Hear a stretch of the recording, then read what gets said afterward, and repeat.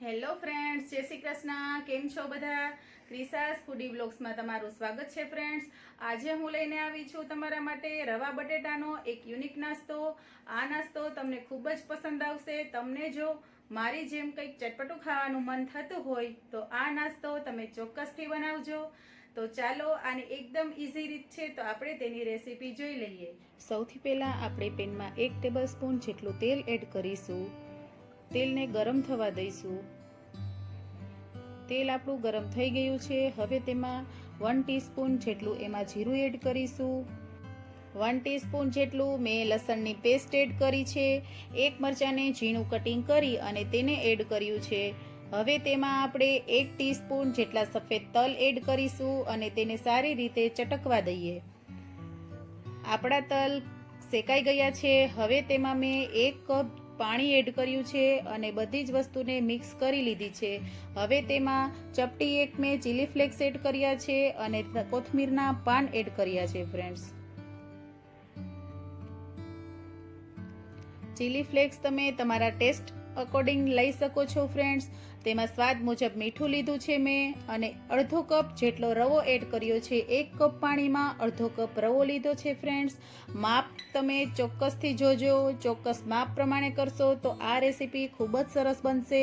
હવે આ રીતે આપણે તેને હલાવી અને થોડી વાર માટે પકાવી લઈએ ફ્રેન્ડ્સ. આપણો રવો પાકી ગયો છે. એક ડો ફોર્મમાં તે આવી ગયો છે. હવે તેને આપણે ઠંડો થવા માટે રાખી દઈએ. હવે મેં અહીં મીડિયમ સાઇઝના 3 બટેકા લીધા છે બોઇલ્ડ કરીને ફ્રેન્ડ્સ. આદુ ખમણવાની જે ખમણી આવે છે તેમાં આપણે બટેટાને ખમણી લઈશું, જેથી કરીને તેમાં એક પણ લમ્સ ન રહે.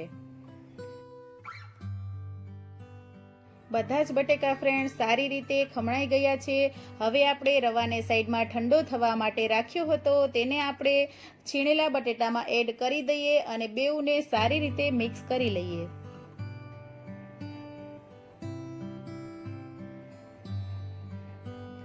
આ સમયે ફ્રેન્ડ્સ નિમક તમને ઓછું લાગતું હોય તો તમે એડ કરી શકો છો. મેં અહીં થોડું નિમક એડ કર્યું છે અને 2 ટેબલસ્પૂન મેં અહીં કોર્નફ્લોર એડ કર્યો છે. બધી જ વસ્તુને સારી રીતે મિક્સ કરી એક ડો આપણે રેડી કરી લઈએ. લોટ આપણો રેડી છે. હવે તેને 2 પાર્ટમાં કટ કરી લઈએ અને આપણે કિચન કાઉન્ટર પર એક ડોને લઈ લઈએ. તેને આ રીતે પહેલાં પ્રેસ કરશું હાથેથી અને પછી થોડો એના ઉપર કોર્નફ્લોર લગાવી અને વેલણથી આપણે તેને સ્ક્વેર શેપમાં વણી લઈશું. આ રીતના કિનારી હાથેથી આપણે દબાવતા જઈશું અને આપણે સ્ક્વેર રેડી કરીશું. હવે આપણે તેમાં ચાકુની મદદથી કટ લગાવીશું. આ રીતે આપણે પહેલા વચ્ચેથી કટ કરીશું અને આપણે ફ્રેન્ડ્સ ટ્રાયેંગલ શેપમાં આ સ્નેક્સ તૈયાર કરવાના છીએ.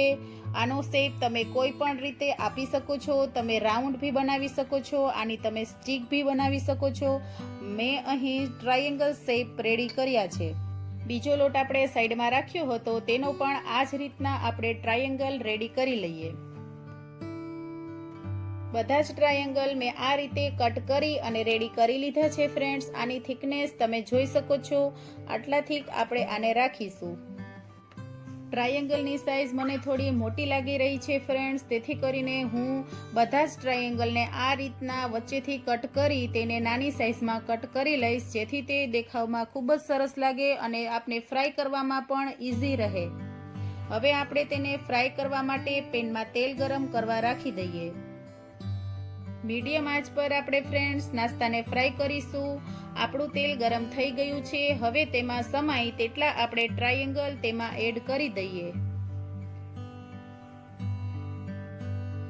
આ રીતના આપણે નાસ્તાને અલટ પલટ કરી અને બધા જ નાસ્તાને સારી રીતે કૂક કરી લેવાનો છે ફ્રેન્ડ્સ.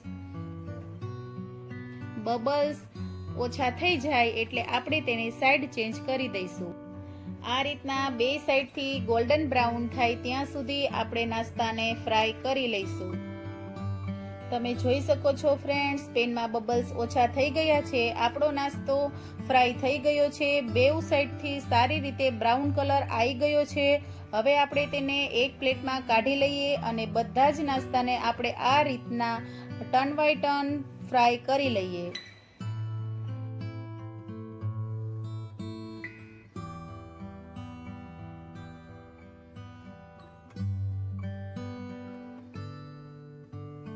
તમે જોઈ શકો છો ફ્રેન્ડ્સ, બધા જ ટ્રાયેંગલ આપણા ફ્રાય થઈને રેડી થઈ ગયા છે. એકદમ કુરકુરા થયા છે આ ફ્રેન્ડ્સ, ખાવામાં ખૂબ જ સરસ લાગે છે. તમે એકવાર આ રેસીપી જરૂરથી ટ્રાય કરજો. ચાલો આપણે તેને પ્લેટમાં સર્વ કરી લઈએ.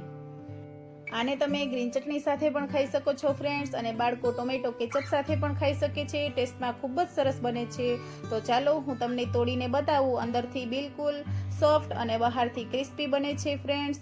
આ રેસીપી જો તમને ગમી હોય તો મારી ચેનલને લાઇક, શેર અને સબસ્ક્રાઇબ કરજો ફ્રેન્ડ્સ, અને કમેન્ટ કરીને મને જરૂરથી કહેજો કે તમને રેસીપી કેવી લાગી. ફરી મળીશું એક નવી રેસીપી સાથે.